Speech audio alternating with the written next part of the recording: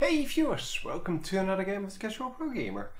Today we are doing another 1 vs 1 StarCraft match. This is StarCraft 2, of course, before Heart of the Swarm still. Heart of the Swarm is going to come out pretty soon. I haven't really ordered it yet, but I will be doing so once once the new expansion comes out. Anyway, we have IVNMaSsan or Massan, or whatever you want to make out of that, as the Zerg player in the bottom left, versus cYong as the Protoss player in the top right.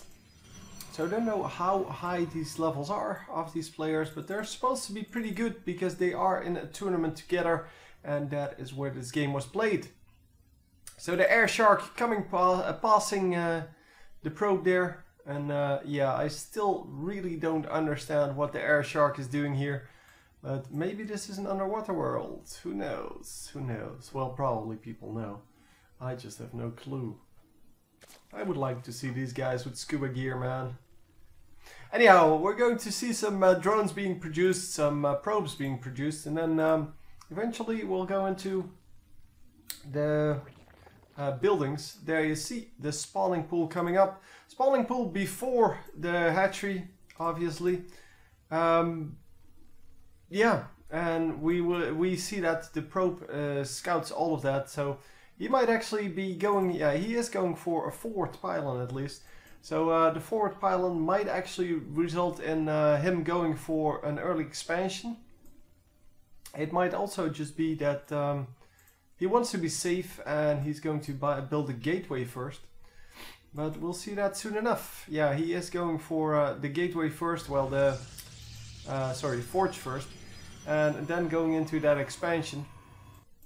The hatchery went down without any trouble, and the Overlord finally scouting here. It sees that the forge is in production, so that the Zerglings might as well stay home. Although he is probably going to send out like 2 Zerglings. Yeah, there they are, and those Zerglings are just there to make sure that, well, our Protoss player does something defensive. But yeah, this Overlord is going to scout all of that. The photon cannon is going down and he needs to move that that Overlord, and yes, that's exactly what he's doing. So really on top of his game here. Excellent, excellent, excellent. The gateway is going down, but yeah, well, now that the Nexus has gone down, it doesn't really matter anymore what he does for the rest, because until that that Nexus is up, stupid addition to the map. Anyway, until that Nexus is up, he can spend his mana, or his money, sorry, his resources, on whatever he likes, and then after it's up, so that's in a few seconds, he will need to start producing probes. He can also take some of these probes, put them on to work on this Nexus, and he of course can use the chrono boost here to boost out some probes, and he is using his chrono boost to great effect here. So not really saving up. Normally we see people saving up for the cybernetic score upgrades. So the upgrade for warp gates, for example, gets chrono boosted quite a lot, and he does have some chrono boost energy, but not really the amount that we normally see, which is great because chrono boost is also a resource. It's a very cheap resource, so even if you don't use it, it's not a big deal. But yeah, it does help you get out the research a little bit quicker, things like that. And yeah, he is just spending it on producing probes, not yet on the cybernetic score anyway. In the meantime, we have an expansion over here. We have a queen over here. We have a queen over here, probably. Oh, it's in production. He does not have the spawned larvae there, so that is quite strange. But yeah, I don't know what happened there. He probably messed up a little bit, or something like that. Oh, no. He might actually have, yeah, he has a creep tumor here. So he spent the energy on a creep tumor, then ran his queen to the other expansion, instead of going for this, the inject larva or the spawn larvae. Yeah, That's fine too. I mean, the creep tumors are a really big deal, especially if you have a base that's far away from the others. And you can see it's pretty far away, and you need to cover this gap with with some creep, because otherwise you can't really defend it.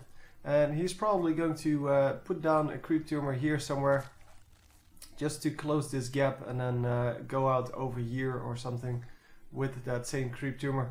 I don't know, we'll see. Anyway, Evolution Chamber, Roach Warren are going to block off part of this entrance, which means that he has a little bit of a gap here where he can defend pretty nicely with his Zerglings or whatever he's building. Anyhow, it doesn't really matter. He's going for Roaches now against the Phoenixes, and it's gateway, gateway, gateway, so this Phoenix build is not really his end strategy. I don't know where it is. Oh, it's over here. Yeah, he's going to use that to harass, but then after that he's going into the 4 gate. Maybe even more. No, 4 gates and a robotics facility. So it's technically not a 4 gate, because 4 gates, the 4 gate strategy would be having 4 gateways with 1 base, and he has 2 bases, so it's not a big deal.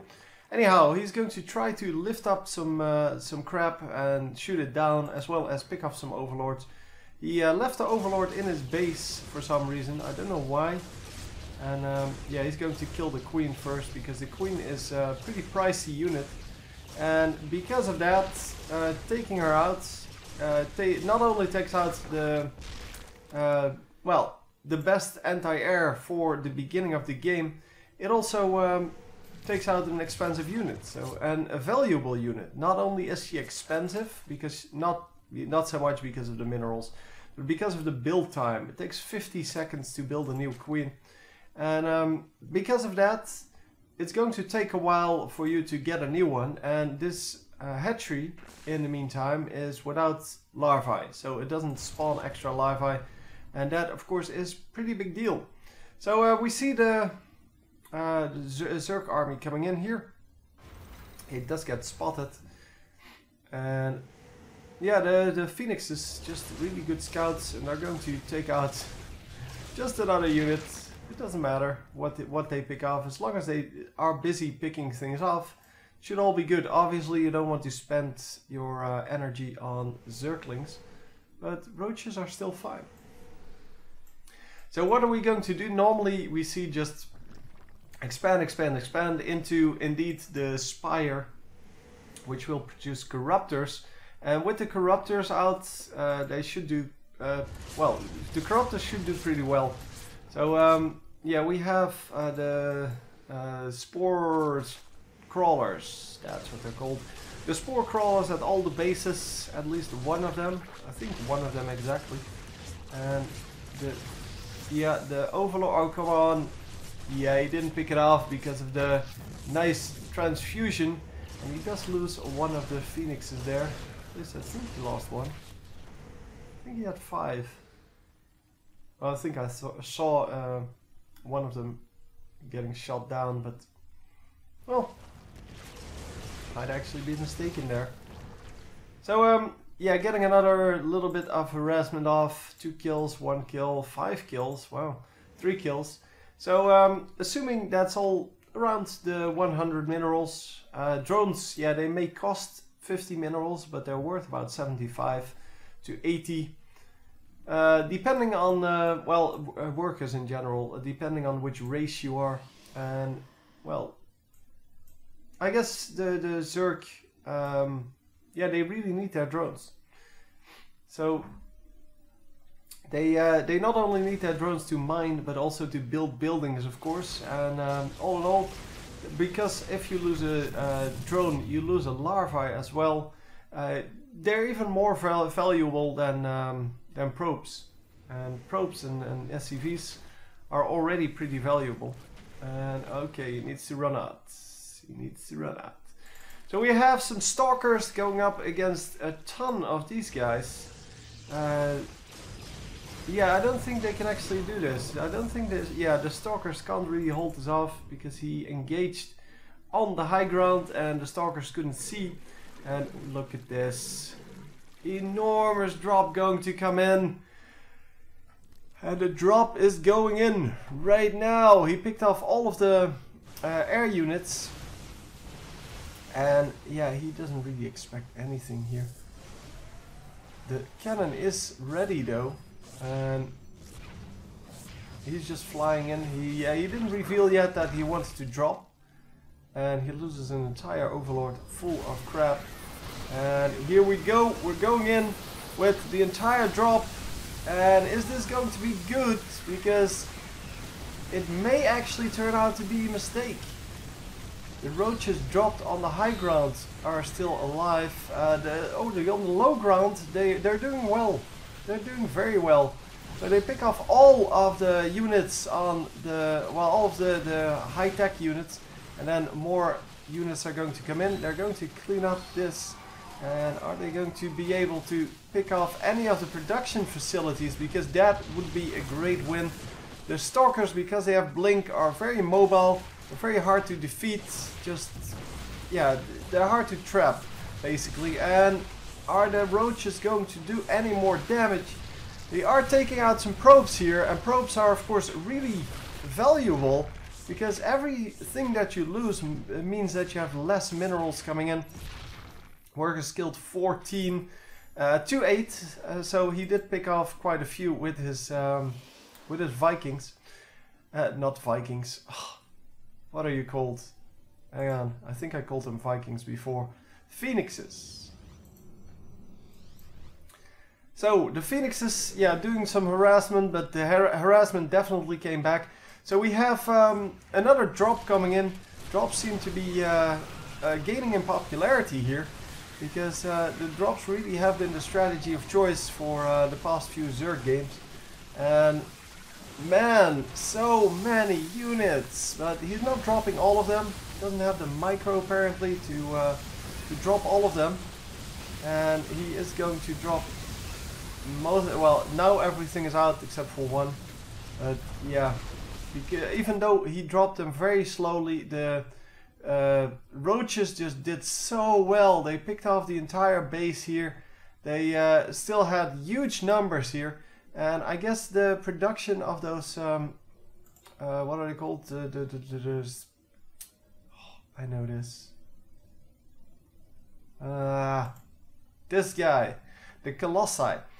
The production of the Colossi was not the best strategy against roaches. Obviously, against roaches you normally build the Immortals, and the Colossi just don't work. And because he had air units that, well, had as their mission in life to just pick out the Colossi, yeah, these guys, the roaches, could just run freely. And because they take less damage, because they are armored, they take less damage from the Colossi. They're not really that scary. And maybe because of that slow drop, he actually got to keep so many of them alive. Anyway, hope you enjoyed, and I will see you next time. GG!